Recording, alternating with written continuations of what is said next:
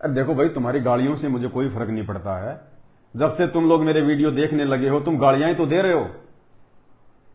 गालियों के अलावा तुमने दिया क्या, बता दो। कुछ भी नहीं दिया तुमने, तो तुम्हारी गालियों से फर्क नहीं पड़ता भाई। हम इन गालियों से बहुत ऊपर उठ चुके हैं।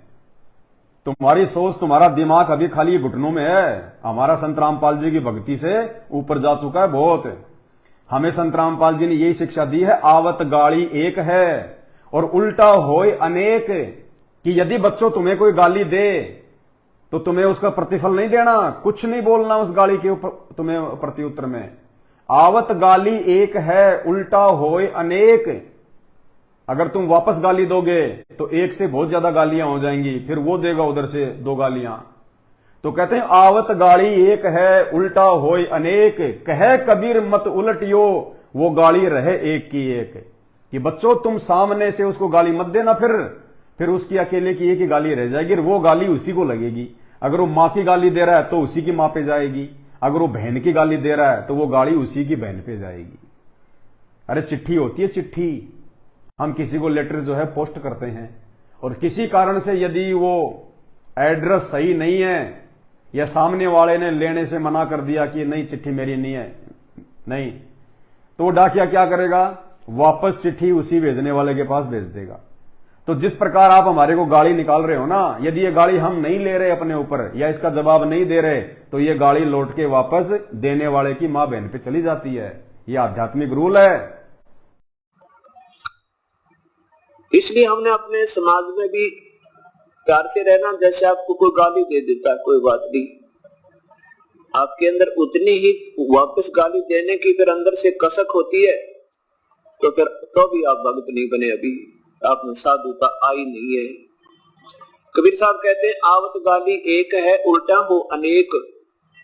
और कह कबीर मत उल्टियो और रह जाए एक की एक।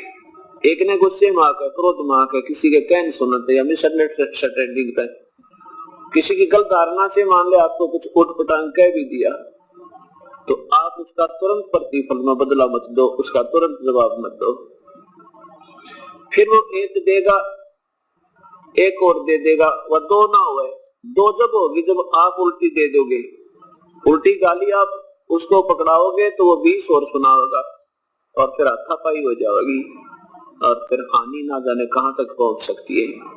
इसलिए क्या बताते हैं कि आवत गाली एक है, उल्टा हो अनेक।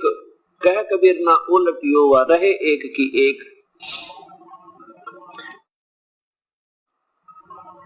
गाली ही से उपचे और कलह कष्ट और मीच। हार कलह सो संत है, वे लाग मरे सो नीच। अब गाली ही से क्या होता है कि हाथापाई हो, झगड़ा वगड़ा हो गया, और फिर ना जाने मौत भी हो जावा किसी की। गाली ही से उपचे कलह कष्ट और मीच। मीच माने मृत्यु। हार कलह सो संत है, हार जाना नो का अच्छा भाई चुप हो जा, बोले नहीं, वो नो सोचेगा तेरे से डर गया तो आप हार गए, बहुत अच्छी बात है। कहते हार चला सो संत है और लाग मरे सो नीच।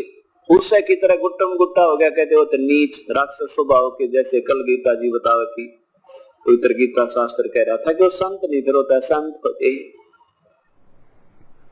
तो विचार करो इन बातों पे। खुद की माँ बहनों को गालियां दे रहे हो, खुद ही तुम फिर अपने आप में शाने बन रहे हो। तो मेरे भाई और बहनों विचार करो इन बातों पे। मेरा कुछ नहीं बिगाड़ पाओगे, कुछ भी।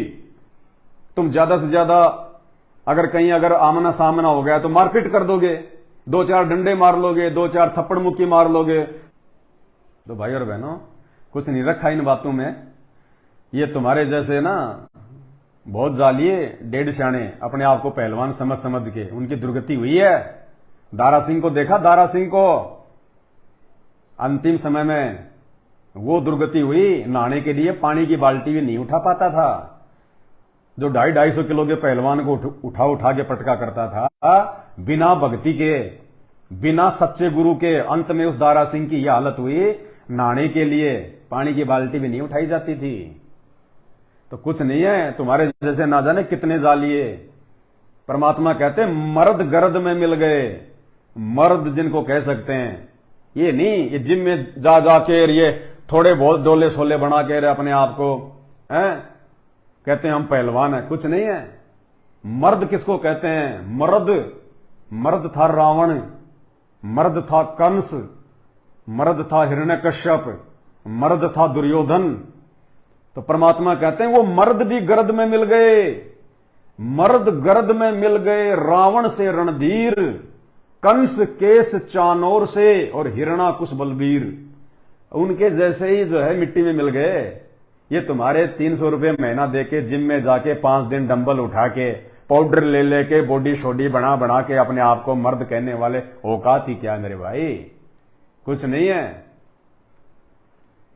ओ तुम्हारी टांगे तो शुतुरमुर्ग की तरह होती है और हाथों के डोले तुम्हारे हाथी जैसे होते हैं। बस खाली एक ही एक चीज को बनाने में लगे रहते हो तुम। अरे यार ये बॉडी सोडी बनाने वाले, और जब ये भक्ति नहीं करते ना मरने के बाद, फिर परमात्मा इनको बैल बनाता, बैल, और फिर ये गाड़ी में जोड़े जाते हैं। फिर देखना उस बैल की वो मसल्स, जब वो चलता है, जब उसकी मसल्स दिखाई देती है वो पैरों की, फिर बैल बनते हैं फिर वो लोग कि बेटा तूने बॉडी सोडी बनाई थी ना, ले अब ये गन्ने की रेडियां खींचने के काम ले तू, अब तेरी बॉडी सोडी तेरा वो दमखम दिखा तू। तो भाई ऐसी बात है, भक्ति करो, भक्ति से भला होगा। ये जन्म भक्ति के लिए मिला है, ये मानव शरीर भक्ति के लिए मिला है। भक्ति करवाने वाला सच्चा संत धरती पे संत रामपाल जी के रूप में आ चुका है।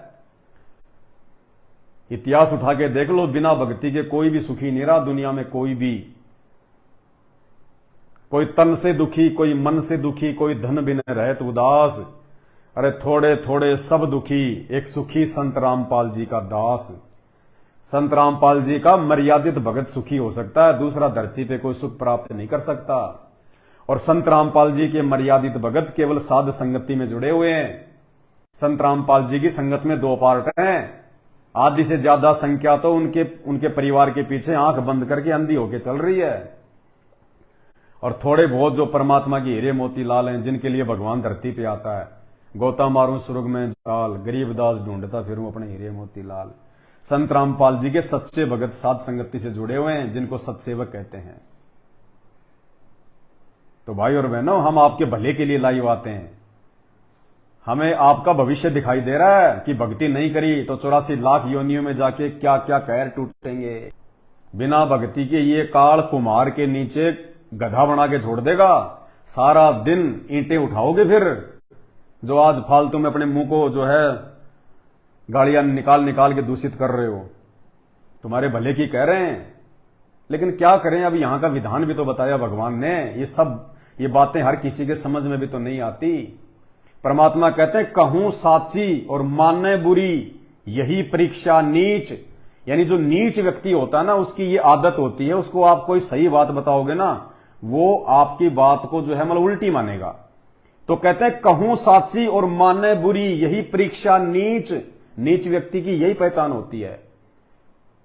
कहूं साची माने बुरी, यही परीक्षा नीच। और जितनी धोवे कच्ची दीवार, उतनी माचे कीच।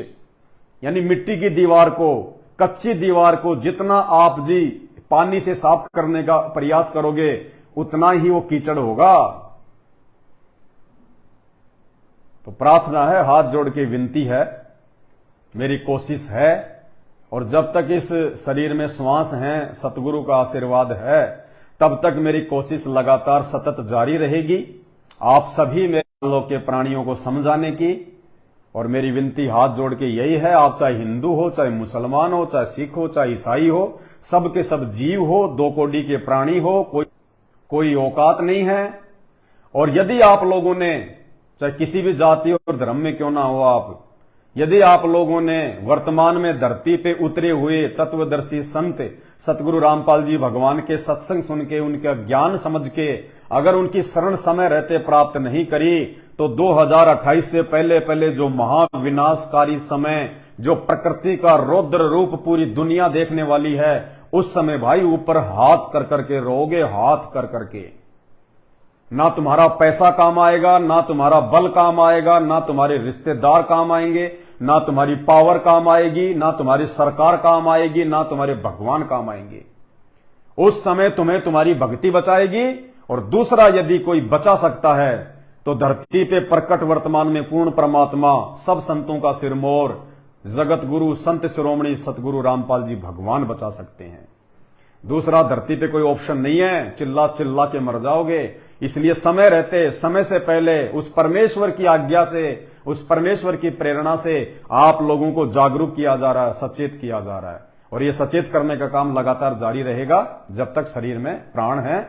बाकी हम अपने मुख से उल्टी सीधी कोई बात नहीं बोलते, ना मेरे वीडियो में आप किसी के प्रति कोई गाली सुनोगे, ना कोई कुवचन सुनोगे।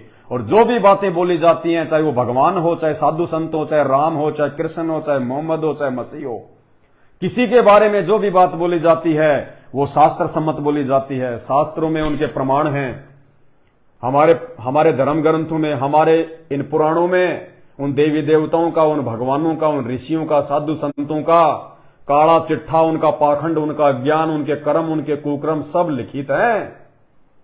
और भाई धर्म ग्रंथों में लिखी गई चीजें यदि तुम्हें कोई एज इट इज बता दी जाए तो वो धार्मिक भावनाओं को ठेस नहीं पहुंचाती, क्योंकि वो तो ऑलरेडी तुम्हारे धर्म ग्रंथों में लिखी हुई है, उनका चरित्र लिखा हुआ है।